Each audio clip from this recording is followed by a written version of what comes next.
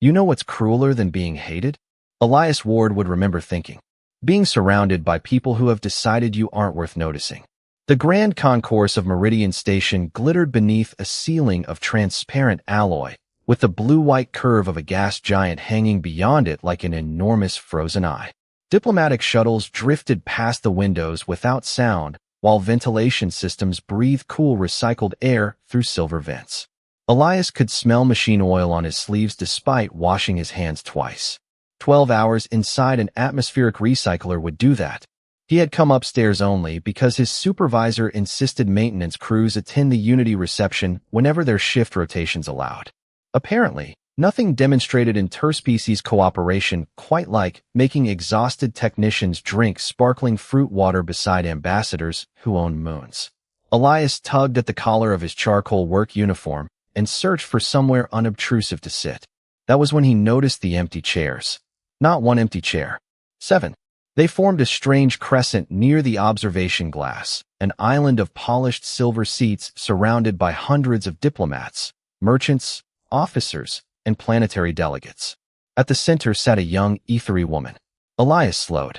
Her skin carried the faint iridescence common to her species, pale lavender shifting towards silver whenever the gas giant's reflected light crossed her face. Dark hair fell neatly over the shoulders of a formal midnight blue coat. Beneath her rested a sophisticated anti-gravity mobility chair, its curved frame floating several inches above the floor with barely audible stabilization pulses. She wasn't hidden. That was what bothered him. Everyone could see her. A delegation approached, noticed her, and subtly changed direction. Two officials paused near the empty seats, exchanged a glance, then decided standing was preferable. The woman's expression never changed. Her hands remained folded. Her chin stayed high. Only her fingers betrayed her, tightening once against the armrest before relaxing again.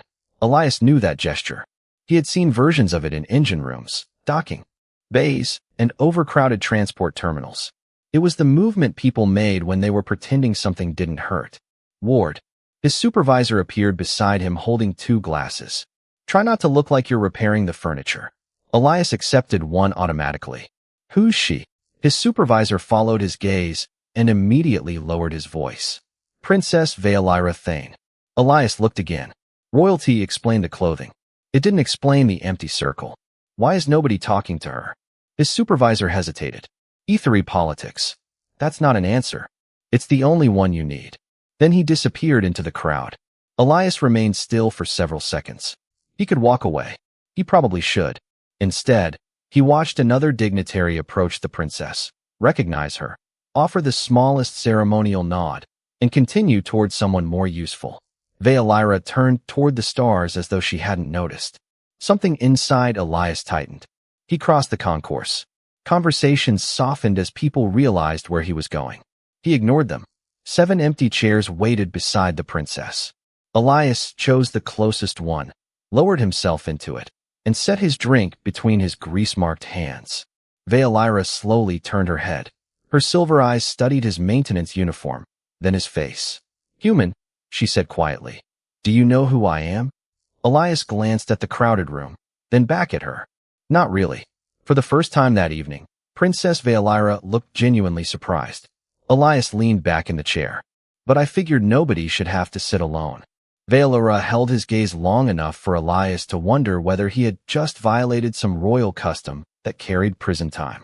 Around them, the reception continued beneath the soft hum of Meridian Station, but the nearest conversations had developed an unnatural carefulness. People were listening without appearing to listen. Elias took a sip of his drink. It tasted faintly of citrus and expensive disappointment. Veilira noticed the grease beneath one of his fingernails. You are maintenance personnel. It was not quite a question. Atmospheric systems technician, Elias said. Mostly. Recyclers, pressure regulators, thermal exchangers. Things people remember exist when they stop working. Her eyes moved to the faded insignia stitched over his chest. And you were invited here? Technically. Elias glanced toward a cluster of jeweled delegates. I suspect somebody wanted the station to look socially balanced. A tiny movement touched the corner of her mouth, gone almost immediately. You mock your own position. No, I like my position. I mock receptions. That earned him another look, sharper this time.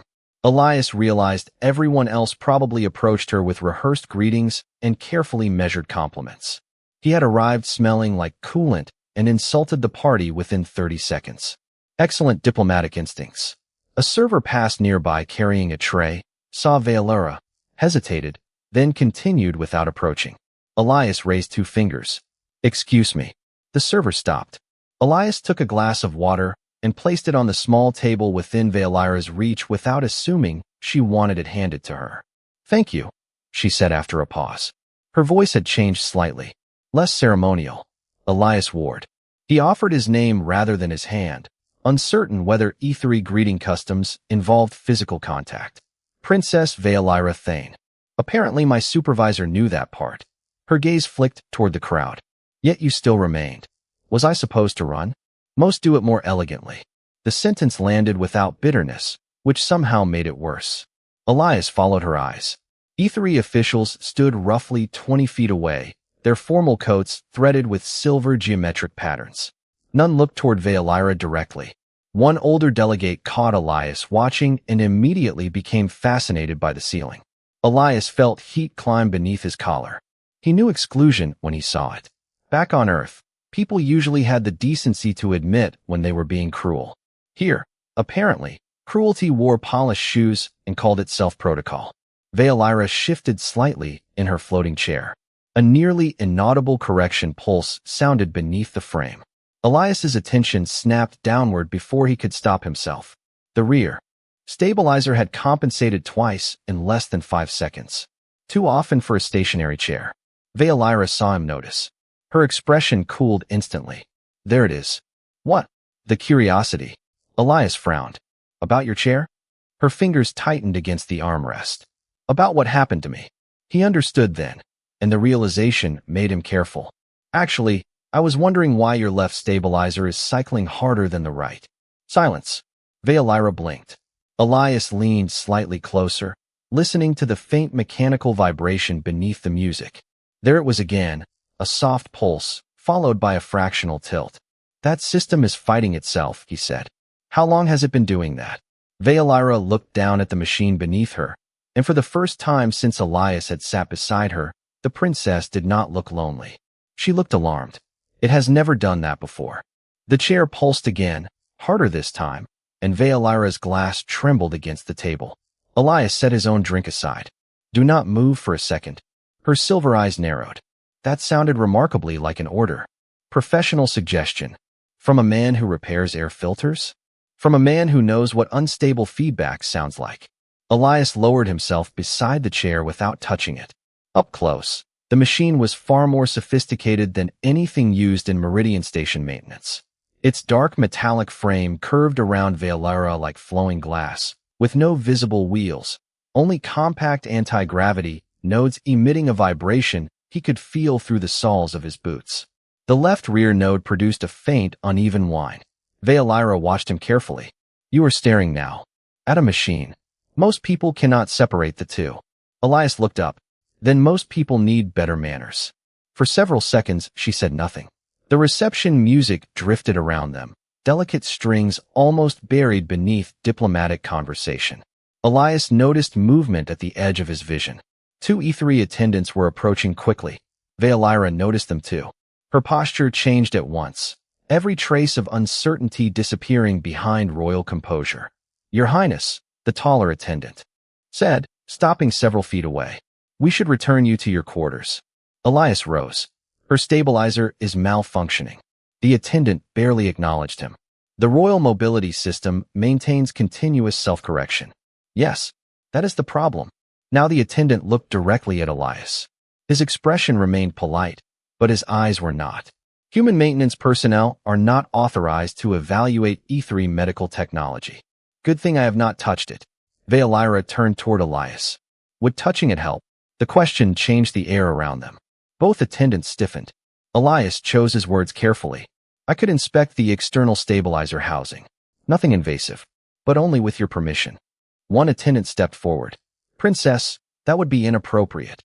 Veolara's gaze moved from him to Elias. "Everyone appears remarkably concerned with what is appropriate tonight."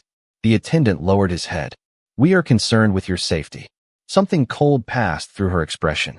Then perhaps you should be concerned that my chair is malfunctioning. Elias crouched again when she gave a small nod. He kept his hands visible and touched only the outer housing near the left stabilizer. The metal felt warmer than it should. He followed the vibration with 2 fingers, listening. A repeating correction cycle traveled through the frame every 4 seconds. Not random, not mechanical wear. This is receiving conflicting instructions, he said. Veolira went still. Explain. The stabilizer wants to hold one position, but something keeps telling it to adjust away from that position. Then it corrects itself back. The taller attendant spoke immediately. Impossible. Elias looked at him. Machines are usually polite enough not to care what we consider impossible. Veolira almost smiled, but the chair suddenly drifted half an inch sideways before snapping back into alignment. Her hand closed around the armrest. Elias stood instinctively, close enough to help, but waiting for permission. She steadied herself without him. That mattered. Can you stop it? She asked. Not here. I need diagnostic equipment. Then you will come with me. Both attendants protested at once. Veolira silenced them with one raised hand. Her silver eyes remained on Elias. You sat beside me because you claimed nobody should sit alone. Let us discover whether your principles survive beyond comfortable chairs. Elias glanced toward his supervisor across the concourse, then toward the royal corridor opening behind the E3 attendants. He had expected an awkward conversation and perhaps a reprimand. Instead, he was being invited into restricted royal quarters by a princess whose mobility system appeared to be obeying commands it should never have received. Elias picked up his tool case. Lead the way. The royal corridor swallowed the reception noise within 20 feet. Music became a distant vibration behind sealed doors, replaced by the low breathing of environmental systems and the soft rhythm of Veolira's anti-gravity notes. Elias walked beside her rather than behind her, carrying his battered tool case, while the 2 E3 attendants followed with the rigid silence of men escorting a problem they wished had never appeared. The corridor curved along Meridian Station's outer hull. Beyond the transparent wall, the gas giant filled half the sky, its pale storms turning slowly beneath ribbons of electric blue. Veolira glanced toward Elias. You are unusually quiet. I am deciding how many station regulations I have broken in the last 10 minutes. How many? I stopped counting at 6. A soft sound escaped her, almost a laugh. It vanished when one attendant moved closer. Elias noticed that too. Every time Veolira relaxed, someone around her seemed prepared to remind her not to. They reached a wide doorway leading into the E3 diplomatic wing. The temperature dropped several degrees. Elias felt it immediately against his face. E3 preferred cooler air than humans, somewhere near 60 degrees Fahrenheit, and the atmosphere carried a clean mineral scent like rain striking stone. Veolira guided her chair forward. The left stabilizer pulsed. Her body shifted less than an inch, but Elias saw the irritation cross her face. He kept his hands at his sides. You may ask, she said. Ask what? Everyone does. Eventually, Elias understood. What happened to your legs? Her expression hardened in anticipation. No, she turned toward him. Then what? I was wondering whether that chair has an independent power cutoff. Veolira stared at him. Elias shrugged. You have a machine fighting its own controls. That seems more urgent than your medical history. For several seconds, only the ventilation whispered around them. There is an emergency cutoff beneath the right armrest, she said. But activating it would disable lift. Then we do not touch it unless necessary. They entered her private receiving chamber, where curved furniture faced a broad window overlooking the station's docking ring. Elias placed his tool case on the floor. One attendant immediately stepped between him and Veolira. Inspection only. Elias looked past him to the princess. Those are your rules. Veolira's silver eyes sharpened. No, the attendant turned. Your Highness, established protocol requires that medical systems remain under royal supervision. You are royal supervision, Commander Sarek. You are not royal ownership. Silence settled across the chamber. Elias felt something shift that had nothing to do with machinery. Veolira extended one hand toward him. Not helplessly, deliberately. I authorized the inspection. Elias approached, but stopped before touching the chair. I need access beneath the left control housing. May I? Her eyes flickered with surprise. You already have authorization. For the chair, not for moving your arm. Veolyra studied him as though the distinction had never been offered to her before.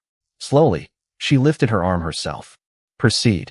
Elias opened the outer service cover and listened to the layered hum inside. The engineering was beautiful. Compact field coils, redundant balance sensors, neural response relays. Then he saw something that made his stomach tighten. A secondary receiver sat beneath the stabilizer controller, smaller than his thumbnail. It was not integrated like the surrounding components. It had been added later. Princess. Veolyra heard the change in his voice. What did you find? Elias did not remove the device. He only pointed. Commander. Sarek stepped closer, and the color drained subtly from his face. Elias looked at Veolyra. Someone installed a remote command receiver inside your chair. Her expression became perfectly still. That is impossible. Only 3 people have authorized access to this system. Elias closed the service cover without disturbing anything. Then I think we just reduced our list of questions to 3 people. Veolyra did not look at the hidden receiver again. She looked at Commander Sarek. The room seemed colder now, though Elias knew the environmental controls had not changed. Sarek stood motionless beneath the pale light from the gas giant, his formal silver markings reflecting against the window. Who are the 3? Elias asked. Veolyra answered without taking her eyes from the commander. My chief physician, Commander Sarek, and me. The second attendant shifted near the doorway. Elias heard the faint scrape of a boot against the polished floor. Sarek finally spoke. The device could have been installed during maintenance. By whom? Veolyra asked. That requires investigation. Everything requires investigation when the answer is inconvenient. Her voice remained quiet, but the softness carried more weight than anger. Elias crouched beside the chair again. Nobody removes anything yet. Sarek frowned. Why? Because whoever installed it might notice if it stops responding. Elias opened his tool case and withdrew a compact diagnostic wand, old enough that its casing had been repaired with 2 different colors of sealant. If we leave the receiver physically intact, I may be able to isolate its signal without alerting the sender. Veolyra studied the battered instrument. That does not appear particularly advanced. It survived 9 years of human maintenance crews. That makes it practically immortal. A brief warmth returned to her eyes. Then the chair jerked sideways. Veolyra caught the armrest, her shoulder striking the padded support. Elias moved instantly but stopped before grabbing her. May I? Her breath came sharper now. Yes. He steadied her forearm while Sarek reached for the emergency cutoff. Wait. Elias pressed the diagnostic wand against the outer housing. The vibration changed beneath his fingertips, rising from a hum into a thin mechanical whine. Someone is transmitting right now. Veolyra's fingers closed around his sleeve. Can they control where I go? Not completely. The main guidance system is still yours. But they can interfere with balance and directional correction.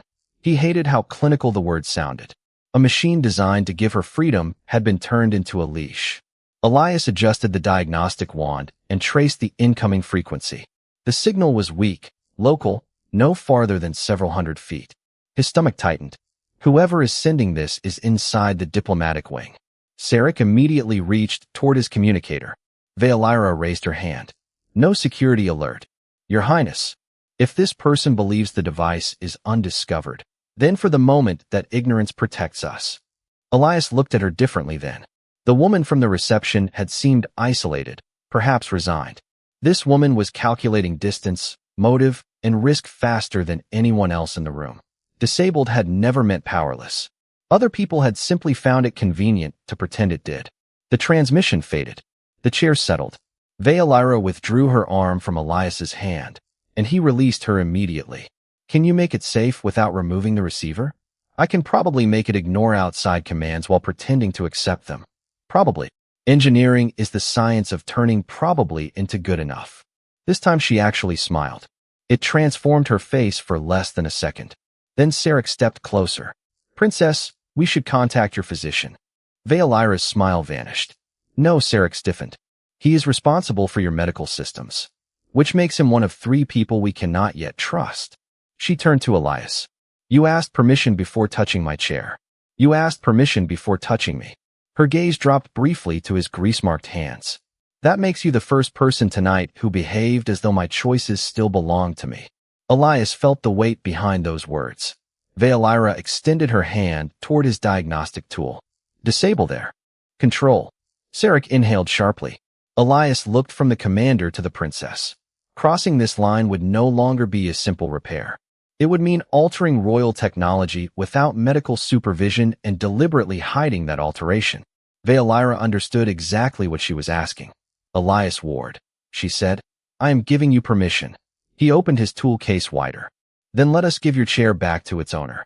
Elias worked with the concentration of a man who knew that one careless adjustment could turn a quiet act of defiance into an interstellar incident. He rested his diagnostic wand against the chair housing while the internal field coils hummed beneath his fingers. Veolyra remained perfectly still. Commander Sarek did not. He paced twice toward the window, stopped, then returned. You are altering a royal medical device with equipment held together by sealant. Elias kept his eyes on the circuitry. The sealant is not doing anything important. Sarek stared at him. That was humor, Veolyra said. I recognized it, Sarek replied. I simply found no reason to reward it. Elias almost smiled. He adjusted a narrow induction probe and listened as the stabilizer tone softened. The hidden receiver was clever. It did not directly command the chair. Instead, it introduced tiny false corrections into the balance system, subtle enough to resemble ordinary calibration drift. Whoever designed it understood both engineering and suspicion. This was built to remain unnoticed, Elias said. Veolyra's expression tightened. Meaning whoever installed it did not want your chair to fail dramatically. They wanted it unreliable. The words settled heavily. Unreliable meant missed meetings. Hesitation. Dependence. A princess gradually taught not to trust the machine carrying her through the world. Elias felt anger rise behind his ribs, clean and cold. He pushed it aside and finished rerouting the receiver through a passive loop. It would still accept transmissions. It would simply send them nowhere. Try moving forward. Veolyra touched the controls. The chair glided 6 feet across the chamber without a tremor. She turned sharply, accelerated, then stopped beside the window with perfect precision. Something changed in her face. Not relief exactly. Recognition. Again, Elias said. She crossed the room faster. Smooth. Silent. Hers. Veolyra looked down at the chair, as if meeting an old friend after years apart. It has not responded like this in months. Elias slowly straightened. Months. Sarek stopped pacing. Veolyra seemed to realize what she had revealed. I assumed my condition was progressing. Who told you that? Elias asked. Her eyes shifted toward the gas giant. My physician. No one spoke for several seconds. Elias closed his tool case, but Veolyra remained near the window. Reflected starlight silvered the edges of her dark hair. There is something you should understand, she said. Before the accident, I flew atmospheric interceptors. Elias waited. My instructors considered me reckless. I preferred the word efficient. Of course you did. She gave him a sideways glance. Afterward, everyone began deciding what I could manage. Which corridors were too crowded. Which ceremonies were too exhausting. Which political matters might cause unnecessary strain. Her fingers rested lightly on the controls. Eventually, they stopped asking. Elias leaned against the work table. And you let them? The question made Sarek turn sharply, but Veolyra did not seem offended. At first, I was recovering. Then every restriction arrived wrapped in concern. Concern can still be a cage. Veolyra looked at him fully. You speak as though you know. Elias rubbed a thumb across a scratch in his tool case. Machines teach you something. A system can fail without any single part looking broken. Sometimes everything works exactly as designed, and the design itself is the problem. Her gaze softened. Then his diagnostic wand chirped once. Elias lifted it. The hidden receiver had activated again, but this time the passive loop allowed him to trace the source more precisely. The signal came from less than 100 feet away. He turned toward the interior wall. Beyond it lay the private medical suite assigned to Veolyra's delegation. Veolyra followed his gaze. My physician is in there. Elias closed his hand around the diagnostic wand. Then somebody on the other side of that wall just tried to move your chair. Elias lowered the diagnostic wand before its alert could sound again. The signal was still there, faint but steady, bleeding through the wall from the medical suite. Commander Sarek moved toward the door. Veilira stopped him with 2 words. Not yet. Sarek turned. Your physician may be attempting to interfere with your mobility system.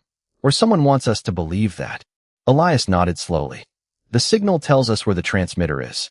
It does not tell us whose hand is on it. Veilira studied him, and he saw approval beneath the tension. Then we observe before we accuse. Sarek clearly disliked the idea, but stepped away from the door. Veilira guided her chair toward the adjoining observation alcove, testing its response with each turn. Elias followed. The alcove was narrow and quiet, separated from the receiving chamber by a curved partition of dark ethery stone. Beyond the window, Meridian Station rotated above the gas giant, docking lights tracing slow arcs through the black. Veilira stopped near the glass. You asked who told me my condition was progressing. Elias rested his tool case beside his boot. Your physician. Dr. Mailer has served my family for 17 years. That makes this complicated. That makes betrayal expensive. Her voice stayed controlled, but Elias heard the strain beneath it. He did not offer reassurance he could not prove. Instead, he watched a transport drift between them and the planet, its engines flashing white against the blue storms. You said you flew interceptors. Veilira's attention shifted. Before the accident, what did you like about it? She seemed surprised by the question. Speed. That figures. You disapprove? I repair ventilation systems for a living. Anything faster than a service elevator seems irresponsible. Her quiet laugh lasted longer this time. Then she looked beyond the glass. At 20,000 feet, an ethery storm looks like an ocean standing upright. You can see lightning moving inside the clouds for hundreds of miles. My instructors taught us to avoid those systems. I learned how to read them. Elias pictured her not as the silent princess surrounded by empty chairs, but inside a cockpit, hands steady while an alien sky tore itself open around her. What do you want back? He asked. Veilira glanced down at her legs. Elias shook his head. Not what everyone assumes you want. What do you want? The question silenced her. When she finally answered, her voice had lost every trace of royal formality. Choice. Elias said nothing. I want to enter a room without someone deciding the safest place for me. I want to refuse assistance without being called difficult. I want to make a mistake that belongs entirely to me. Her fingers tightened around the chair controls. Is that unreasonable? Sounds human. She looked at him. That is either comforting or deeply insulting. Probably both. The diagnostic wand vibrated in his hand. The transmission had stopped. A moment later, the medical suite door opened. An elderly ethery physician emerged carrying a compact case. Dr. Mailer paused when he saw them, surprise crossing his pale silver features. Your Highness, I was told you had returned from the reception. Veilira regarded him calmly. I have. Elias watched Mailer's eyes move toward the chair. Not toward Veilira first. Toward the left stabilizer housing. The glance lasted less than a second. It was enough. Then Elias noticed something else. Mailer's case emitted the same faint electromagnetic rhythm his diagnostic wand had just traced through the wall. Dr. Mailer crossed the receiving chamber with the measured calm of someone accustomed to entering rooms where everyone else moved aside. Elias watched the physician's compact case instead. The electromagnetic rhythm was subtle, almost buried beneath the chair's anti-gravity hum, but his diagnostic wand recognized it. Veilira noticed his attention and gave no sign that anything was wrong. Your Highness, Mailer said, you left the reception earlier than expected. My chair developed an instability. The physician's pale silver features tightened with professional concern. You should have contacted me immediately. I had assistance. Only then did Mailer acknowledge Elias. His eyes moved over the charcoal maintenance uniform, the worn tool case, and the diagnostic wand. A station technician? Elias Ward, Veilira said. He identified the problem. Mailer approached the chair. Elias shifted one step sideways, not blocking him, but making the distance noticeable. What problem? The physician asked. Elias kept his voice neutral. Conflicting stabilization commands. Mailer's gaze sharpened. That system cannot receive external guidance. Interesting. Elias lifted the wand slightly. I did not say the commands were external. Silence tightened across the chamber. Commander Sarek stopped near the doorway. Mailer recovered quickly. Then I misunderstood you. Maybe. Veilira turned her chair toward the physician with flawless precision. Doctor, When did you last service my mobility system? 3 days ago. And before that? Your scheduled calibration 12 days earlier. Her fingers rested lightly on the controls. You told me the increasing instability resulted from neurological deterioration. Mailer's expression softened into something Elias disliked immediately. It was the look adults sometimes gave children before explaining why their own memory could not be trusted. Your condition is complex, Princess. Veolira's eyes cooled. That was not my question. Mailer inhaled slowly. The symptoms were consistent with progression. Elias felt the old anger return. Not because Mailer was necessarily guilty. Not yet. Because everyone in Veolira's life seemed fluent in speaking around her choices. He set his tool case on a low table. Princess, may I demonstrate something? Veolira nodded. Elias removed a small calibration puck and placed it on the floor about 15 feet away. Drive to that. She did. The chair accelerated smoothly, turned around the marker, and returned without a single correction pulse. Mailer stared. Again, Elias said. Veolira repeated the maneuver faster. Perfect response. When she stopped, there was a brightness in her silver eyes Elias had not seen before. Nothing changed in me, she said quietly. Mailer said nothing. You told me I was losing control, based on the information available. And when I questioned that information, her voice remained calm. You increased the automatic assistance. Elias understood the shape of it now. Every correction had reduced Veolira's authority over the chair. Every reduction had been justified as protection. The technology had not merely supported her body. It had slowly replaced her decisions. Human machines have a manual mode, Elias said. Even when automation is better, we usually leave a way for the operator to say no. Veolira looked at him. Why? Because assistance stops being assistance when you cannot refuse it. Something passed across her face, quiet and painful and strangely relieved. Mailer reached for his case. Elias's wand vibrated immediately. The hidden receiver activated. Veolira's chair did not move because Elias had isolated it, but the signal was unmistakable. Commander Sarek stepped forward. Mailer froze. Elias looked at the case, then at the physician. Whatever is transmitting from there, he said. Just try to take control of her chair. Mailer's face went pale. That is not possible. Veolira moved forward until only a few feet separated them. Then opened the case. Mailer did not move. And for the first time that night, Elias saw fear in the physician's eyes. Mailer's hand remained on the case handle. For 3 heartbeats, nobody moved. Then Veolira spoke. Open it. The physician's shoulders lowered as though some invisible weight had finally become too heavy to carry. He placed the case on a table and released the seal.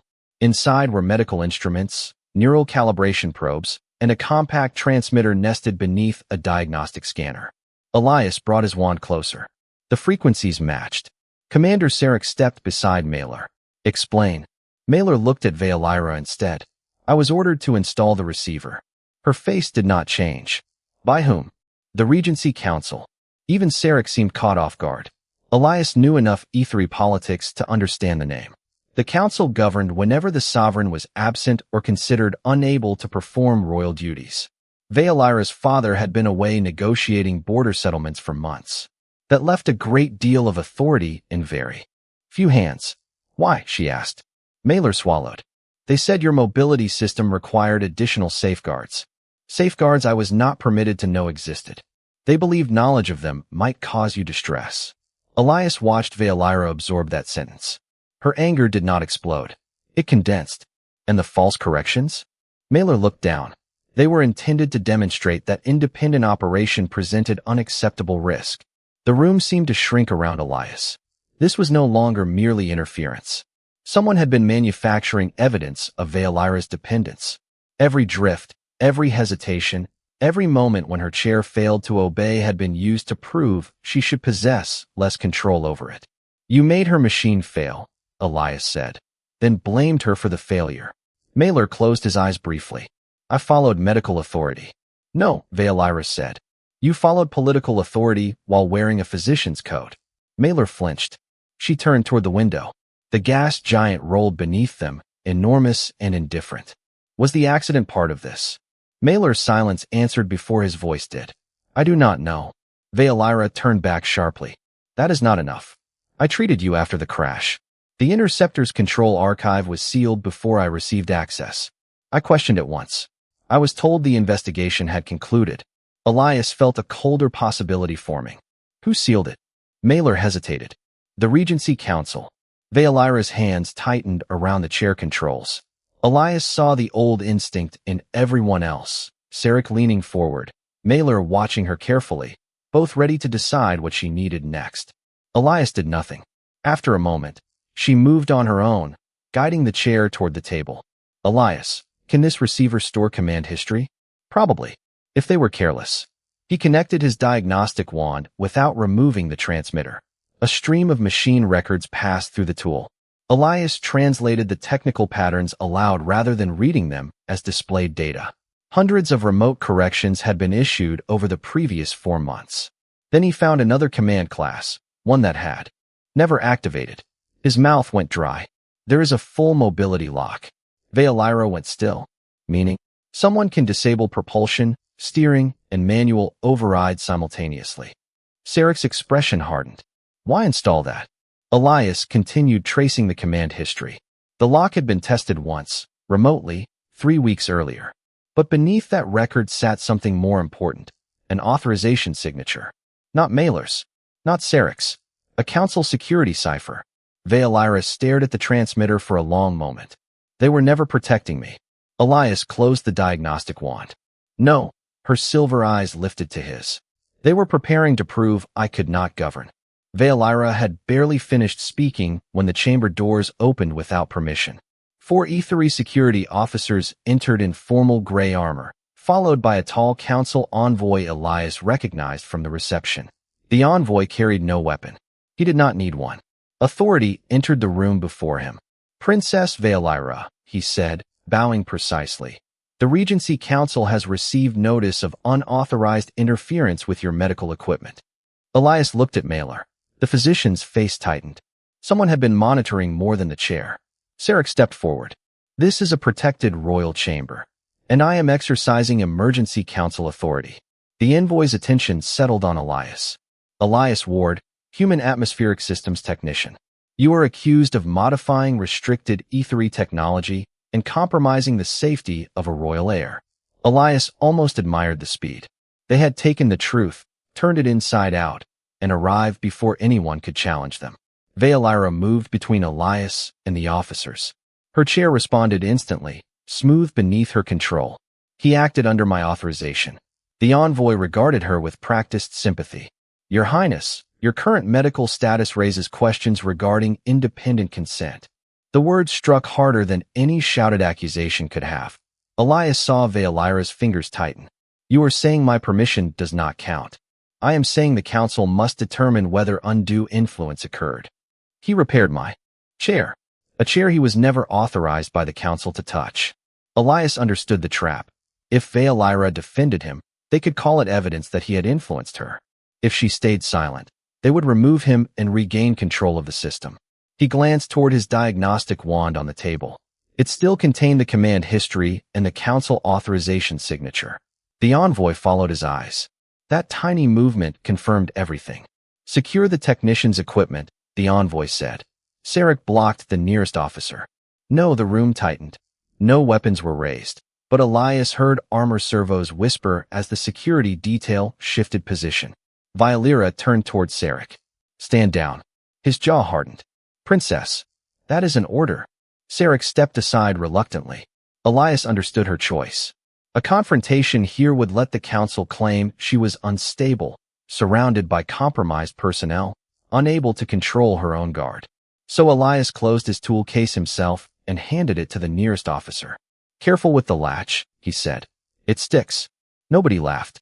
The envoy extended his hand toward the diagnostic wand. Elias picked it up first. For 1 second, he considered giving Veolira the evidence. Then he saw the security officers watching her. If she possessed it, they could seize it under emergency authority. Worse, they would know exactly what she knew. Elias slipped the wand into his uniform pocket. That stays with me. Then it will be confiscated during processing. You can try. Veolira looked at him sharply. He met her eyes and gave the smallest shake of his head. Not here. Not yet. She understood. Elias Ward. The envoy said, You will come with us. Elias walked toward the door. As he passed Veolira, she spoke quietly enough that only he could hear. You do not have to protect me. He stopped for half a heartbeat. I am protecting the evidence. Her eyes searched his face.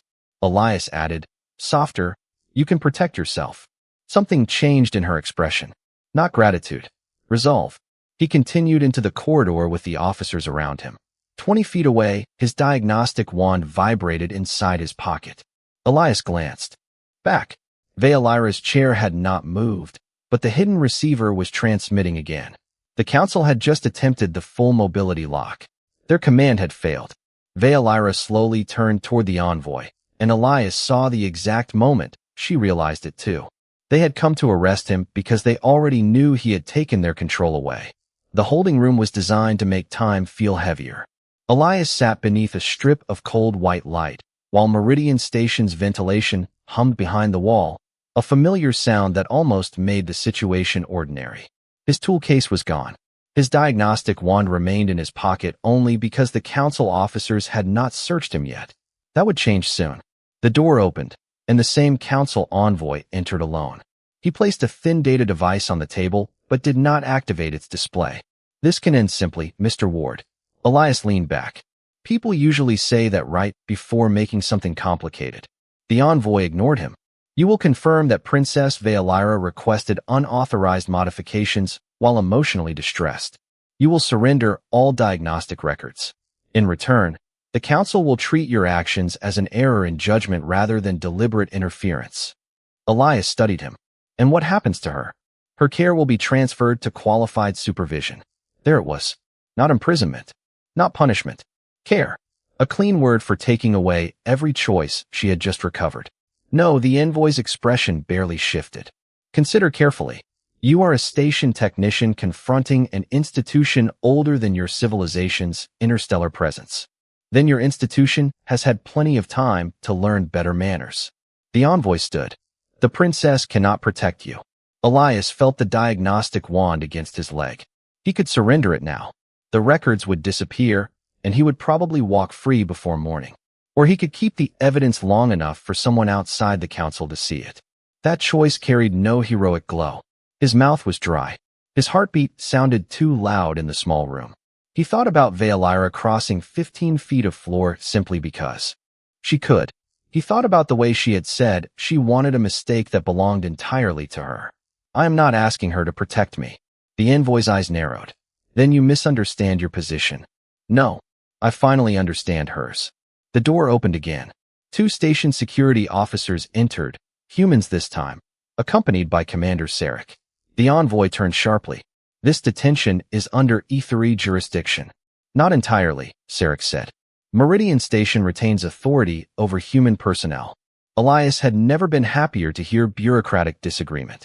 Sarek approached the table but kept his face formal. Mr. Ward, the princess has invoked diplomatic review. The envoy's composure cracked. On what grounds? Coercive interference with a royal mobility system. She lacks standing while her competency is disputed. Sarek's jaw tightened. That dispute is precisely what will be reviewed. Elias understood what Veolira was doing. She had not tried to rescue him through privilege.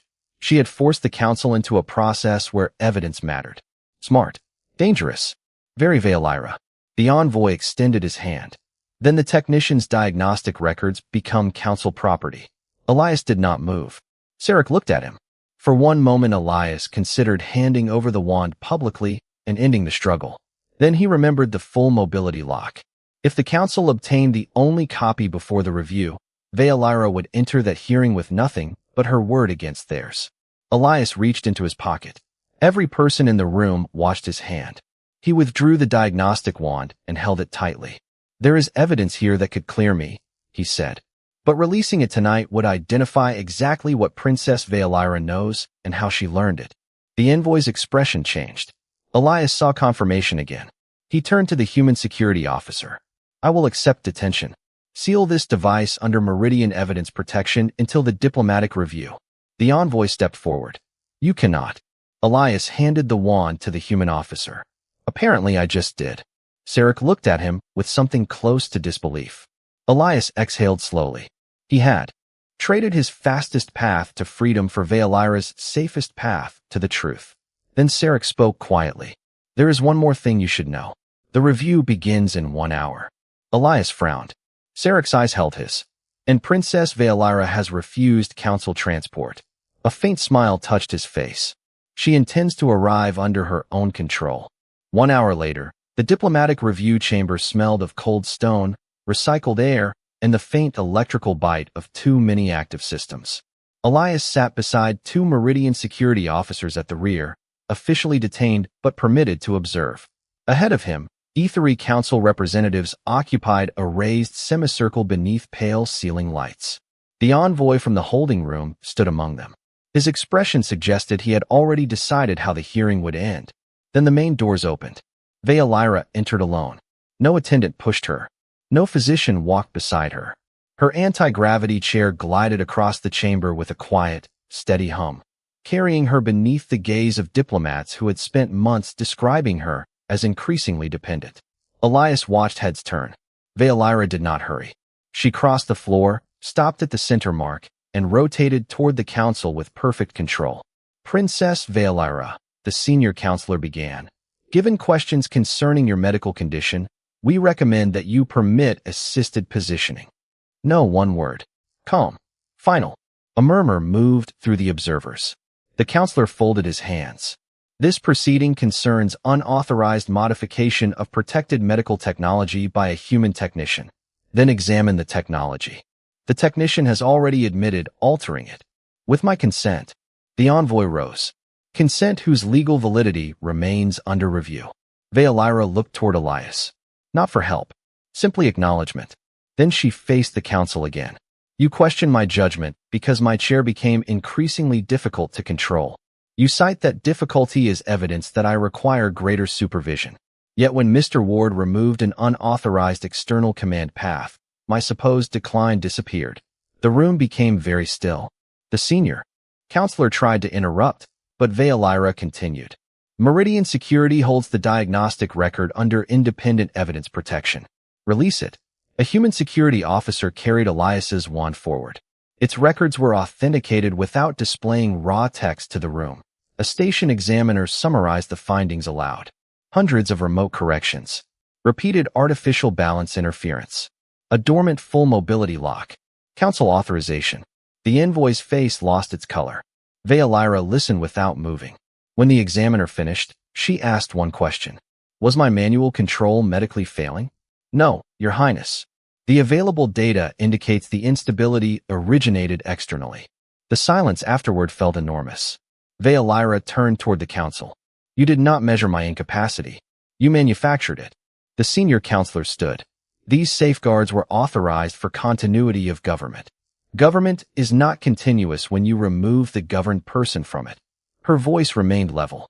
Effective immediately, I invoke my hereditary authority to suspend the Regency Council pending sovereign investigation. The envoy stepped forward.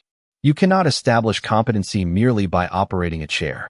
Veolira's silver eyes fixed on him. Correct. She moved closer. Which is why you never had the right to establish incompetency by sabotaging one. Elias felt something inside him loosen. Around the chamber, E3 officials who had avoided her earlier now lowered their eyes. Commander Sarek formally transferred security authority back to Veolira. Dr. Mailer submitted himself for investigation. The council's emergency orders were suspended one after another. Elias expected triumph on Veolira's face. Instead, she looked tired. Human. Almost, though he knew that was the wrong word. Real. Meridian Security removed the restraint designation from Elias and returned his tool case. He stood, rubbing the worn handle with his thumb. Veolira crossed the chamber toward him. Everyone watched. She stopped 3 feet away. You gave me back control of my chair. Elias shook his head. No. I removed something that should never have been there. Her gaze held his. There is a difference. A big one. The control was always yours. For a moment, the entire chamber seemed to disappear from her attention. Then Commander Sarek approached with urgent news from the E3 homeworld. Veolira's father had formally recognized her emergency authority. More importantly, he had ordered the sealed archive from her interceptor accident reopened. Sarek's expression darkened. The original flight records were altered. Veolyra went motionless. Elias felt the victory of the last few minutes turn cold. The chair had been only the second cage. Someone had begun building the first one on the day she fell from the sky. 3 months later, Meridian Station's grand concourse looked almost exactly as Elias remembered it. Blue-white planetary light pouring through the transparent ceiling, ventilation whispering through silver vents, polished floors reflecting diplomats from a dozen worlds. Yet the empty circle was gone. E3 investigators had confirmed the Regency Council's interference. Dr. Mailer had testified to the unauthorized mobility controls, and Veolyra's father had restored every authority that had been quietly taken from her. The altered flight archive had been turned over to an independent tribunal, but Veolyra refused to let the old investigation define the ceremony taking place now. This day belonged to something larger. The E3 Terran Accord waited to be signed. Elias stood near the entrance in his charcoal maintenance uniform, fresh from replacing a pressure regulator 2 decks below. He still smelled faintly of machine oil. Across the concourse, Princess Veolyra moved through a crowd that once would not approach her. Her midnight blue formal coat caught silver highlights beneath the station lamps, and her anti-gravity chair glided with a soft, confident hum. Delegates bowed. Ambassadors requested introductions. Officials who had once chosen to stand rather than sit near her now waited for 30 seconds of her attention. Veolyra received them politely. Nothing more. Elias almost slipped away. Then he noticed the chair. Beside Veolyra, among the carefully arranged diplomatic seating, one silver chair remained. Empty. The same kind he had chosen months earlier. Nobody touched it. An ambassador approached it, but Commander Sarek quietly redirected him elsewhere. Elias stopped. Veolyra looked across the room and found him immediately. She said nothing. She simply placed one hand on the empty chair beside her.